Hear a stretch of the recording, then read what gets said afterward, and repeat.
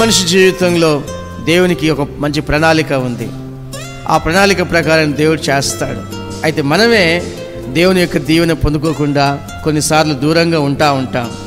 మనం ఆలోచన ఏంటంటే, నాకు ఎవరు లేరు. అవును, ఎవరు లేరు, కానీ మోకరించు, దేవుడు ఉన్నాడు, దేవుడు తోడుగా ఉంటాడు.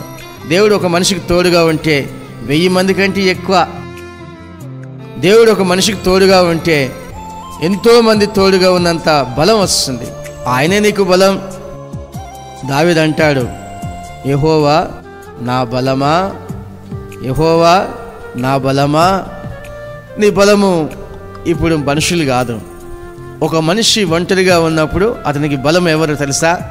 దేవుడే. ఎలా దేవుడు అతనికి తోడుగా ఉంటాడు, ఎలా అతనికి బలంగా ఉంటాడంటే, దావీదు చేసిన ప్రార్థన మనం చేయాలి. దావీదు చాలా ప్రార్థించేవాడు. రోజుకు 7 సార్లు దేవుని స్తుతించేవాడు, ఆరాధించేవాడు. దేవారాత్రములు దేవుని వాక్యం ధ్యానం చేసేవాడు. దేవుని వాక్యం ధ్యానం చేసే వారికి ఆ యొక్క వాక్యమే మార్గం చూపిస్తుంది. ఆ వాక్యమే అతనికి ఒక నూతనమైన మార్గంలో నడిపిస్తుంది. ఒంటరితనం అనేది అతనికి అర్థం కాలేదు. ఎందుకంటే దేవుని వాక్యం చదువుతున్నాడు, ఒక పక్క మోకరించి ప్రార్థన చేస్తున్నాడు. మన జీవితంలో ప్రార్థన, వాక్యం చదవటం అనేది ఎప్పుడు కూడా చేస్తూ ఉండాలి. మనము మన జీవితంలో ఉన్న విపత్తులు మర్చిపోతాం. దేవుడు వాక్యం ద్వారా మనతో మాట్లాడుతూ ఉంటాడు. ఆయన వాక్యం ద్వారానే మనల్ని ఓదారుస్తుంటాడు. మనకు నెమ్మది, సమాధానం ఆయనే కలుగజేస్తాడు.